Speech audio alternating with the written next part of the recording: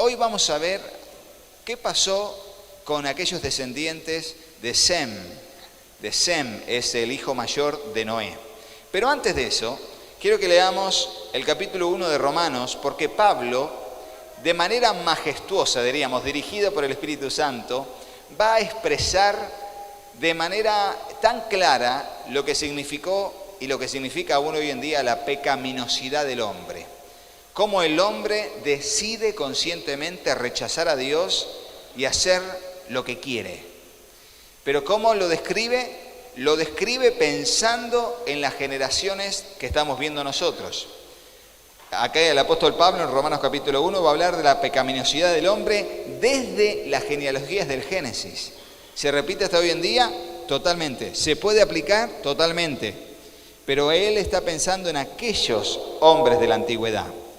Dice así: porque la ira de Dios se revela desde el cielo, es el versículo 18 del capítulo 1 de Romanos. La ira de Dios se revela desde el cielo contra toda impiedad e injusticia de los hombres que detienen con injusticia la verdad. Porque lo que de Dios se conoce les es manifiesto, pues Dios se lo manifestó.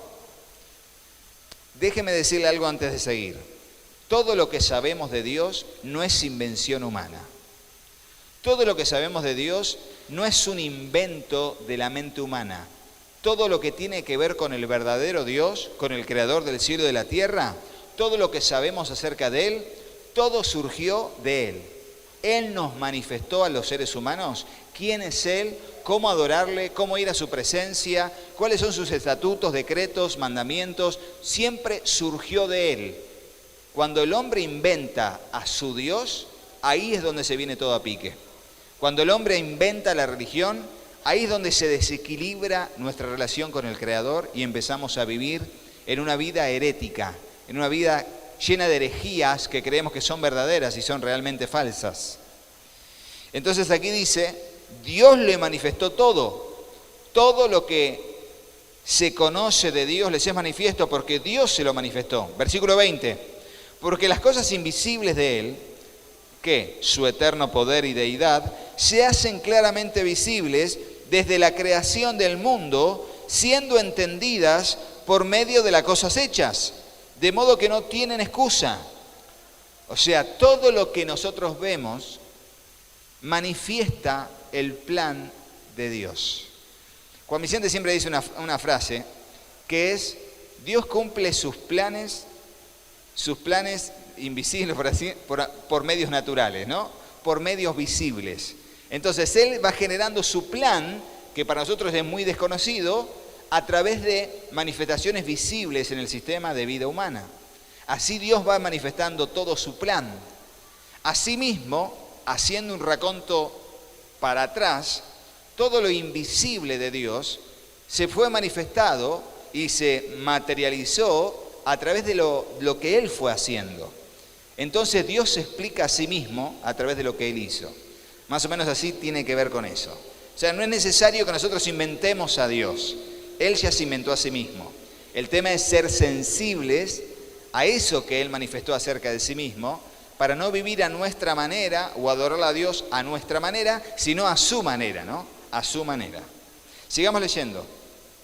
Entonces dice así, de modo que no tienen excusa, pues habiendo conocido a Dios, esto significan los hombres de la antigüedad, desde la antigüedad, no le glorificaron como a Dios, ni le dieron gracias, sino que se envanecieron en sus razonamientos, y su necio corazón fue entenebrecido.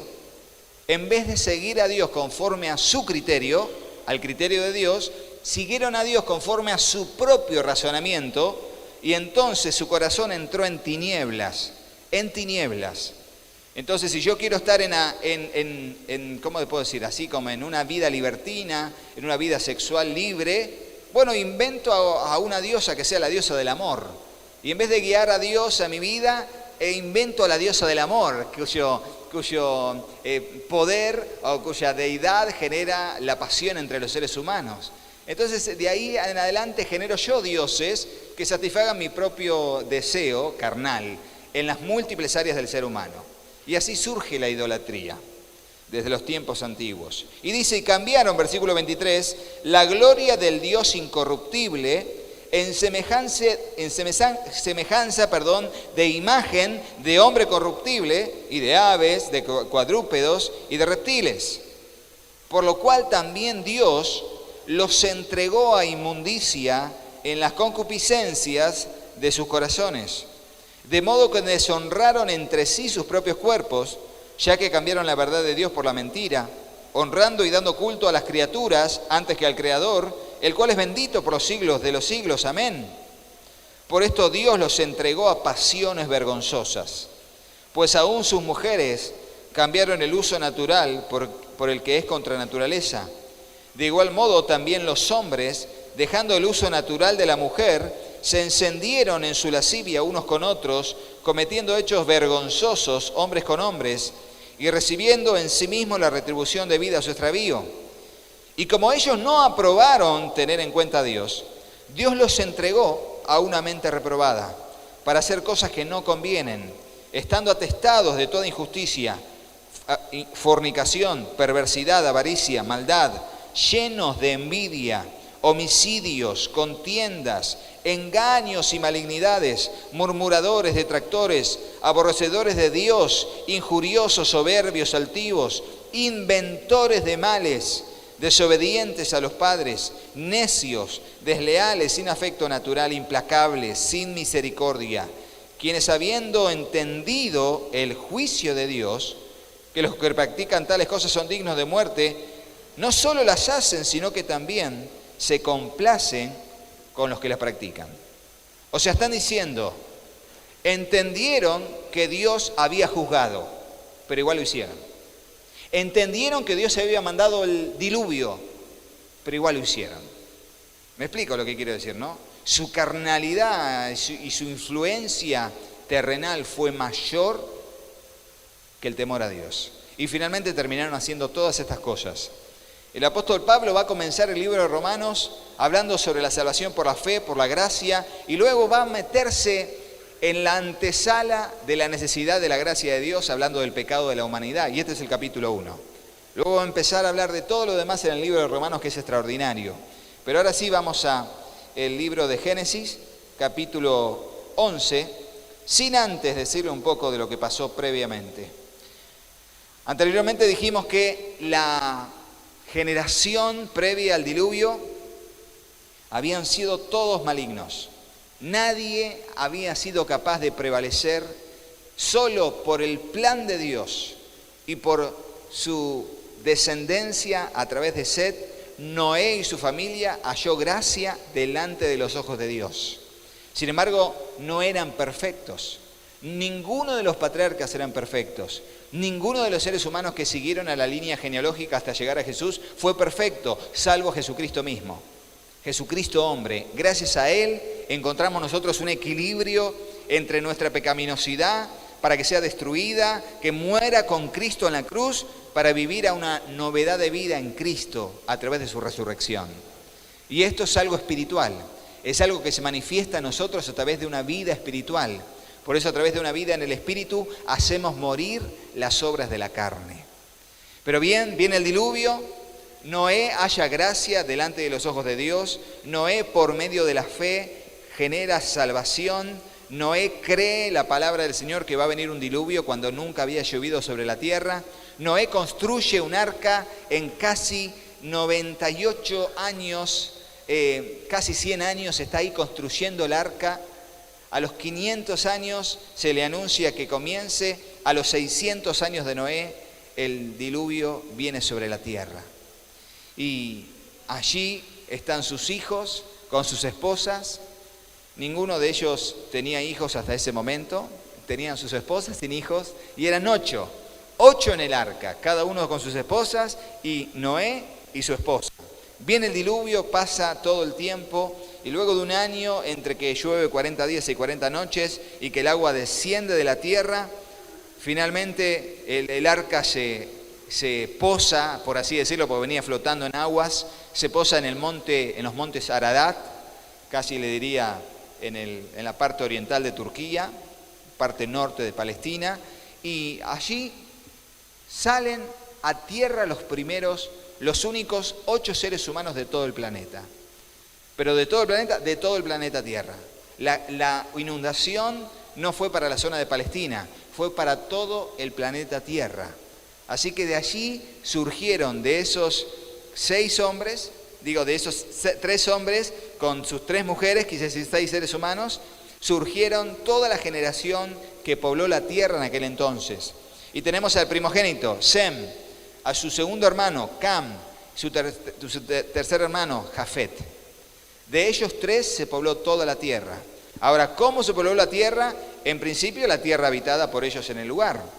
Pero vamos a ver que sucedió un evento, si bien allí, en el capítulo 10, está hablando de los descendientes de Noé y de los hijos de Cam, de los hijos de Jafet, también vamos a ver que luego de que se llenó la tierra de los hijos de ellos, y como les dije, fíjense que va a hablar de los descendientes de los hijos de Noé, aquellos que no buscaron a Dios, los va a nombrar sin decir cuánto tiempo vivieron y cuánto tiempo siguieron. Entonces no fue necesario decir ese dato, pero sí nombrar que tuvieron actitudes que fueron bastante desobedientes y rebeldes a Dios. Toda la generación de Jafet y la generación de Cam fueron no solamente malditas, la generación de Cam fueron malditas y en Canaán su hijo por haber visto la desnudez de Noé, sino que también se distribuyeron a lo largo de la tierra con una función de exaltar el humanismo, exaltar su propio trabajo, construir ciudades, nombrarlas, generar ciudades-estados, ser gobernantes, gobernar sobre todos, ser patriarcas de grandes familias, por así decirlo, porque venimos hablando de una familia que llenó la tierra en mucho tiempo, eran siglos. Y le voy a decir algo, en principio quiero que preste atención a esto. Como les dijimos, toda la generación de los hijos de Set, que fueron el hijo, digamos, cristiano, por así decirlo, de Adán, toda la descendencia intentaron ser justos, tuvieron sus idas y vueltas, pero ninguno de ellos llegó al diluvio vivo. Habían muerto antes de que llegue el diluvio. Solamente Noé, que halló gracia delante de los ojos de Dios, fue. De hecho, habíamos visto que Matusalén significa él muere y el juicio viene. Y haciendo las cuentas de todos los datos que da la Biblia, por algo da los datos, Matusalén muere, le diría, semanas antes del diluvio. O sea que ninguno de los patriarcas justos tuvo que morir a causa del diluvio, sino que murió a causa de vejez. O Enoc, que fue traspuesto, el profeta Enoc del Antiguo Pacto. Ahora viene bien que estamos aquí y tenemos a un hijo que fue el que Dios eligió de los descendientes de Noé para formar parte de toda la línea genealógica humana de la cual saldría el Mesías, Jesucristo. Entonces hoy vamos a ver la genealogía del capítulo 11, que va desde Noé, pero su hijo Sem, en adelante hasta llegar a Abraham. Y Abraham es conocido como el patriarca Abraham, como el padre de la fe, Abraham. Entonces vamos a verlos a partir del capítulo 11, versículo 10. Pero si verá el capítulo 11, versículo 1, dice, tenía entonces toda la tierra una sola lengua y unas mismas palabras. Y aconteció que cuando salieron del oriente, hallaron una llanura en la tierra de Sinar y se establecieron allí. Y se dijeron unos a otros, vamos, hagamos ladrillo, cosámoslo con fuego, y les sirvió de ladrillo en lugar de piedra y el asfalto en lugar de mezcla. O sea, fue un avance. Y dijeron, vamos, edifiquemos una ciudad y una torre, cuya cúspide llega ¿hasta dónde? Hasta el cielo. Y hagámonos un nombre. Para los que estudiamos comunicación y marketing y todo eso, es el primer nombramiento de lo que hoy podríamos llamar una marca. Eso se lo dejo así entre paréntesis. Una marca. ¿Vieron? Conocer las marcas Bueno, hagámonos un nombre. Pongámonos un nombre. Somos los babelinos. ¿Me entendés? Entonces, es como el primer intento del ser humano de ser de intentar inventar el concepto de marca. Hagámonos un nombre que nos represente a nosotros. Adán murió cuando todavía tenía 182 años, el papá de Noé. O sea que el papá de Noé, siendo de 182 años, podía ir a ver a Adán en algún lugar del territorio.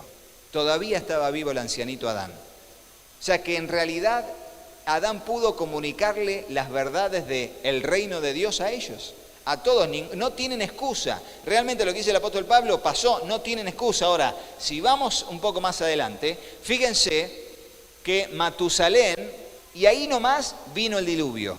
Matusalén, él muere, viene el juicio. Eso significa en hebreo. Y ahí lo tenemos. Lamec, de hecho, muere antes que Matusalén. El hijo muere antes que el padre. Y finalmente lo tenemos a Noé. Ahora, Noé vivió 950 años, o sea que mientras estaba Noé vivo, todavía estaba vivo Abraham. O sea que Abraham estaba vivo y todavía estaba Noé en algún lado de la tierra. Para eso sirve este cronograma. Para que vean que ninguno de ellos tenía excusa para no obedecer a Dios. Habían patriarcas vivos. Miren, sin ir mucho más, 600 años vivió Sem. Sem estaba vivo cuando todavía en la línea estaba Jacob en Egipto. Sem estaba vivo aún en el tiempo que estaba José en Egipto. Es como para que ustedes vean, miren hasta dónde, o sea que en algún lugar de la tierra, mientras José estaba ahí dando vueltas por Egipto, todavía estaba vivo Sem, el hijo de Noé. Por eso vivieron tantos años y por eso nadie tenía excusa. No es que desapareció y la historia se llevó el conocimiento de Dios. No, ninguno de ellos tuvieron excusa. Ahora fíjense cuánto dejaron de vivir las personas. En el diluvio Dios dijo, no serán más los años de los seres humanos cientos, sino tan solo 120. Sin embargo fue progresivo porque Noé vivió 950, su hijo Sem vivió 600 años, su hijo Arfaxad vivió 438, luego Sala vivió 433, luego Eber vivió 464 años y en Peleg hubo realmente una manifestación donde finalmente vivieron la mitad de tiempo. Y a partir de ahí vivieron 3 generaciones, 239, 230, y de ahí bajamos a 148 años, 205 Taré, Abraham 175, Isaac 180, Jacob 147 años y José 110 años. De ahí en adelante, el que más vivió sobre la tierra fue Moisés con 120 años. Entonces finalmente Dios cumplió su promesa. Y vamos a ver entonces que según se pobló la tierra, en la Torre de Babel, de hecho, esta ciudad Babel no es otra que la que conocemos después como Babilonia. Es la misma Babilonia que fue madre de las... Aún en el Apocalipsis se nombra Babilonia como símbolo de pecado. La gran Babilonia. De aquel entonces hasta el símbolo apocalíptico termina siendo una ciudad de pecado. Les diría algo más. Casi todas las ciudades-estado de aquel entonces, todas eran ciudades de idolatría, ciudades de ídolos, ciudades de prácticas pecaminosas. No nos olvidemos de Sodoma y Gomorra en los tiempos de Abraham, donde llegó un punto en que Dios tiene que mandar a todo ese valle, por así decirlo, fuego y azufre del cielo para destruirlos, por la perversidad de la población. Bueno, eso era la humanidad de aquel entonces. Fue la humanidad de antes de Noé, del diluvio, fue la humanidad de después de Noé y va a ser la humanidad previa al arrebatamiento de la iglesia también. ¿Por qué? Porque el hombre no puede cambiar. Solo no puede vencer su aptitud y su rebeldía hacia Dios y su disposición constante a pecar. El hombre no puede cambiar. Tarde o temprano su inclinación al pecado le va a vencer y su humanismo y el deseo de poder le va a avasallar su corazón y sus pensamientos. Ahora bien, después de que Dios cambia sus idiomas y desparrama por toda la tierra a los descendientes de Sem, Cam y Jafet, parece que Sem se queda, o Dios decide, también por su promesa de redención, decide dejarlos en las zonas de Palestina. Sem se queda ahí. De hecho, miren, les voy a dar algunos datos. Vamos a leerlo, así ya nos metemos de lleno a esto y avanzamos con esto. Estas son las generaciones de Sem. Sem significa honor, renombre. El hijo mayor de Noé sería el que Dios había escogido, realmente había escogido, para llevar su nombre, llevar el nombre de Dios en su forma de vida, en su estilo, en su justicia, y que llevara a través de él y sus generaciones el poder enseñarles los mandamientos de Dios y la obediencia al reino de los cielos. Él, Sem, y dice, Sem tuvo a la edad de 100 años, engendró a Arfaxad, 2 años después del diluvio. ¿Me siguen? 2 años después del diluvio, terminó el diluvio y ahí quedó embarazada la esposa. A los 2 años tuvo a Arfaxad, 2 años después del diluvio. Y vivió Sem, después que engendró a Arfaxad, 500 años y engendró hijos e hijas. Este Arfaxad significa territorio. Déjenme decirles que Sem, en realidad, tuvo más hijos, no solamente esos hijos. Capítulo 10, versículo 22. ¿Están por ahí? Capítulo 10, versículo 22. Dice, los hijos de Sem fueron, el primogénito, ¿quién? Elam. ¿El segundo qué? Asur. Después Arfaxad, Lud y Aram. Todos estos fueron tremendos pueblos e imperios del tiempo de Josué, Moisés. ¿Saben quiénes sí fueron? Y se mencionan en otras partes de la Biblia, pero si nos metemos en todo, no paramos más. Vamos rápido. Pero les digo más como para que digan. Elam eran los elamitas. Se mencionan como pueblos guerreros fuertes en el Antiguo Testamento. Asur, de Asur, la base de Asur viene la base de lo que fueron los asirios. Asiria y los asirios, que fueron el imperio que conquistó el reino del norte después de la división de las tribus. Los asirios vienen de estos. Eran todos semitas. Pero nosotros siempre decimos que semitas, de hecho, vieron que a los que están en contra de los judíos, ¿cómo le dicen? Antisemita. Porque de hecho se estipula, desde el punto de vista bíblico y más general, que como los judíos, o sea, los descendientes de Jacob, Isaac, Abraham, vienen de Sem, ellos son semitas, pero en realidad todos los que están en Palestina, todos son semitas. Entonces, antisemita no sería realmente, en lo que significa la palabra, contra los judíos, sino contra todos los que están en Palestina. Pero bueno, así se interpreta hoy en día, ¿no? La contingencia del lenguaje llevó a eso. Ahora, vamos a seguir un poco más, dice. Entonces, fíjense que Dios elige a Arfaxad para que sea bendito y siga con el plan de Dios de redención. ¿Por qué? Porque no lo eligió a Elam, porque según el versículo 22 del capítulo 10, el primogénito era Elam, pero Arfaxad fue la persona sobre quien Dios puso su mano y dijo, de este va a ser quien va a seguir mi genealogía, digamos, ¿no? El plan de redención. Ahora dice que Arfaxad tenía 500 años, dice, después de que engendró a Arfaxad, 500 años vivió Sem, o sea, vivió 600 años. Engendró hijos e hijas. Arfaxad vivió 35 años y engendró a Sala.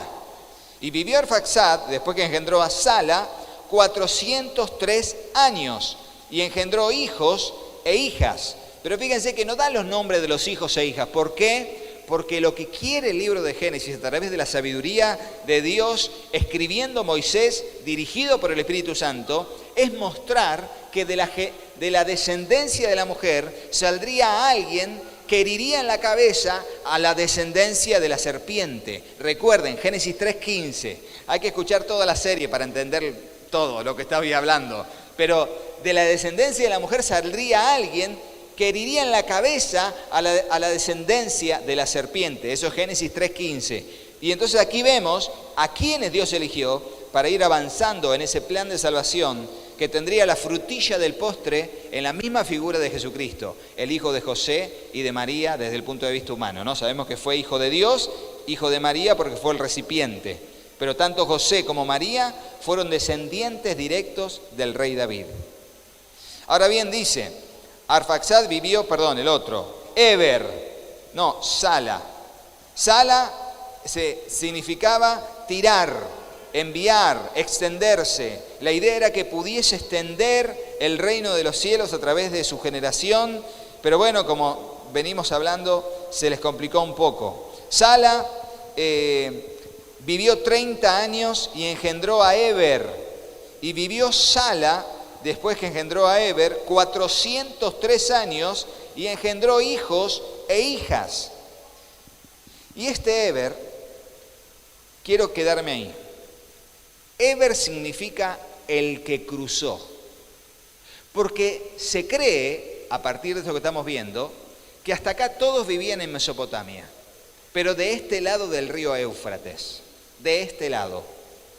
Se cree que en esta generación, en la generación de Eber fue quien, quizás con su papá, con sus abuelos, cruzaron del otro lado del río Éufrates.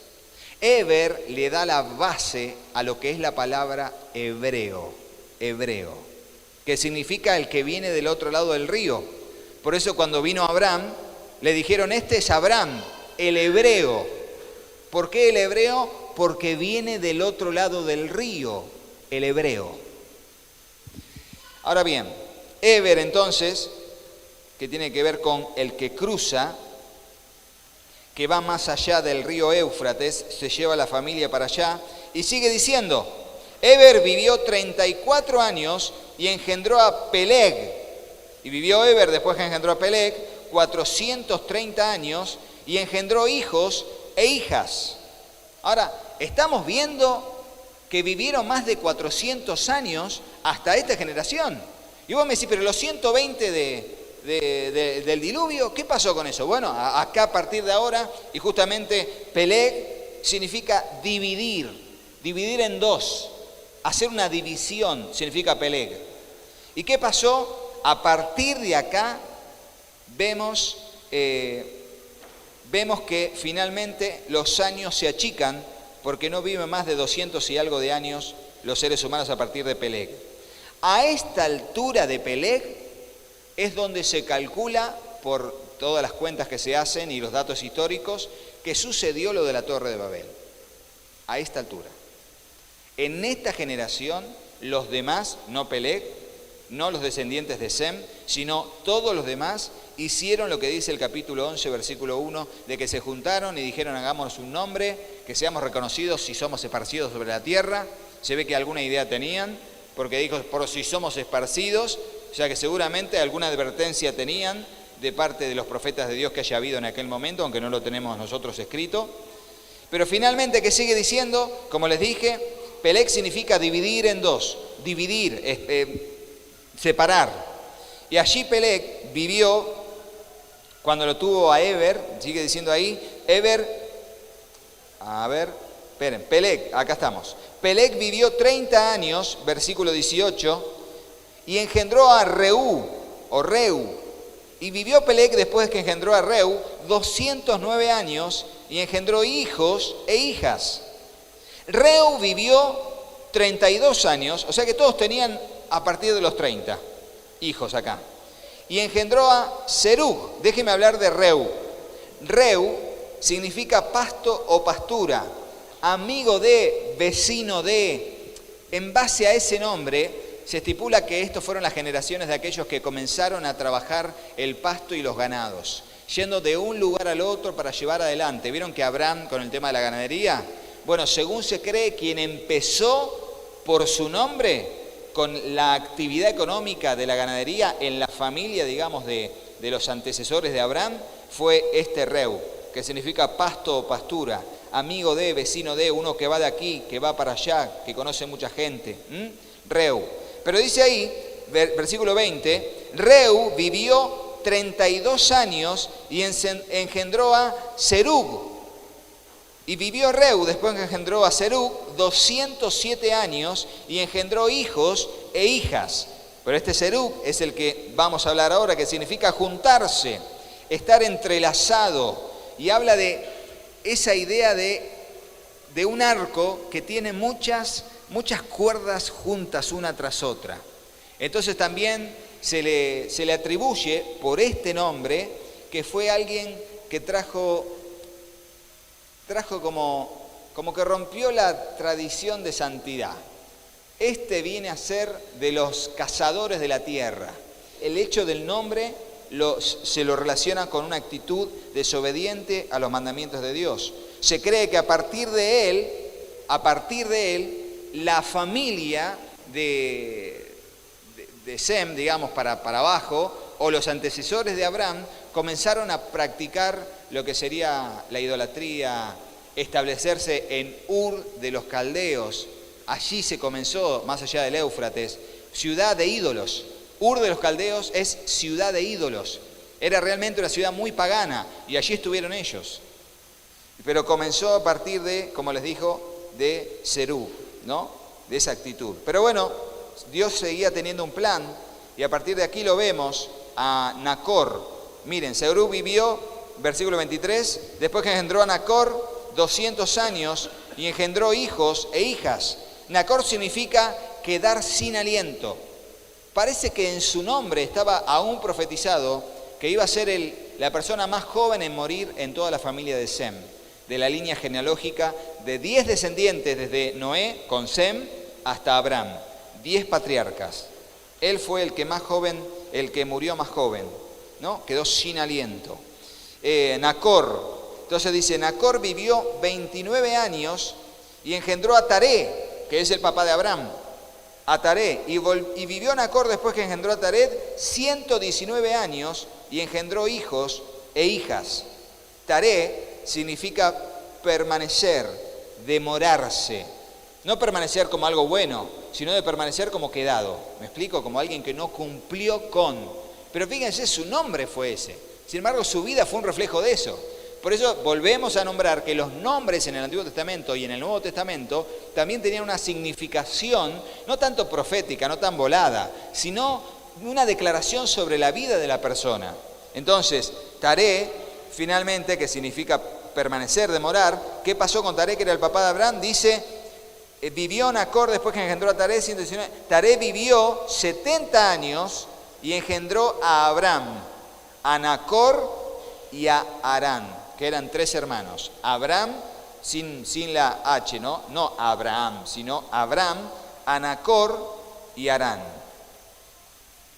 Y acá entonces ya tenemos a todas las generaciones, las 10 generaciones de la genealogía del Génesis, desde Sem hasta Abraham.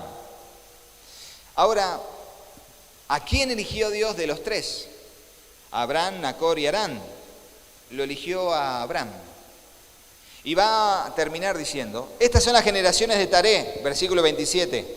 Taré engendró a Abraham, a Nacor y a Harán. Y Harán engendró a Lot. Y murió Harán antes que su padre Taré en la tierra de su nacimiento, donde dice que es Ur de los Caldeos, ciudad de ídolos. Y tomaron a Abraham y Nacor para sí mujeres. El nombre de la mujer de Abraham era Sarai, y el nombre de la mujer de Nacor, Milca, hija de Aram, padre de Milca y de Isca. Mas Sarai era como estéril y no tenía hijo. Y tomó Taré a Abraham su hijo, Taré a Abraham su hijo, sí, mejor, está bien, a Lot, hijo de Harán, hijo de su hijo, a Sarai su nuera, mujer de Abraham su hijo, y salió con ellos de Ur de los Caldeos para ir a la tierra de Canaán. Y vinieron hasta Harán y se quedaron allí. Taré significa permanecer, demorar. Y fueron los días de Taré 205 años y murió Taré en Harán.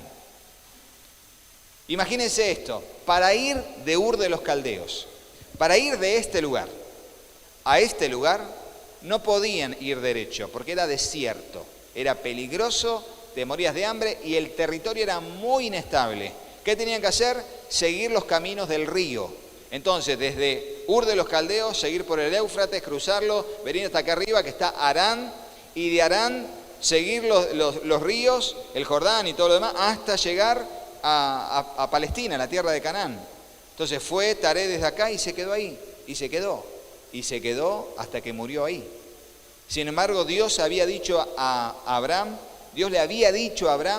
vete de tu tierra, de tu parentela y de la casa de tu padre a la tierra que yo te daré. Ese es el versículo 1 del capítulo 12. Pero Jehová había dicho a Abraham, vete de tu tierra y de tu parentela y de la casa de tu padre a la tierra que yo te daré. Déjenme decirles algo.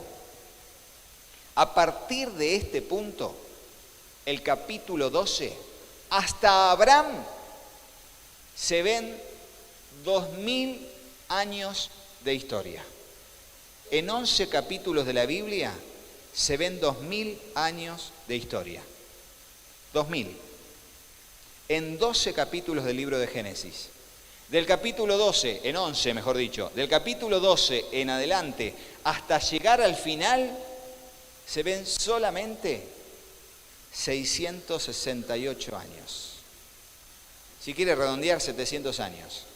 Fíjense cuántos años se toman y cuán importante es lo que pasa a partir de la vida de Abraham. Por eso se toma mucho del Génesis para explicar qué pasó con Abraham, qué pasó con Isaac, qué pasó con Jacob y sobre todo qué pasó con José. ¿Por qué? Porque Dios tiene un plan. Y porque a partir de allí se hace la base, el fundamento de todo lo que luego sería la historia de Israel hasta llegar a Jesucristo en el Nuevo Testamento. Déjenme terminar diciéndole lo que dice Josué, Josué 24. Josué, cuando pasa a conquistar la tierra de Canaán, y están en Canaán establecidos, ya al final de su vida, o por así decirlo, en los últimos años de su vida, él dice unas palabras y describe cómo fue la generación de los padres de Abraham. Y vos decís, bueno, de acá sacamos esa información porque el libro de Génesis no lo da, pero la transmisión oral sí lo dio y Josué lo mostró a través de lo que dice él en el capítulo 24, versículo 22. Dice así, 24:2, perdón. Dijo Josué a todo el pueblo, así dice Jehová, Dios de Israel, vuestros padres habitaron, ¿cuándo, gente? Antiguamente, al otro lado del río. ¿Saben qué río es ese? No el Jordán, es el Éufrates. Porque ¿a quién va a mencionar? A Taré, padre de Abraham y de Nacor. ¿Y qué dice?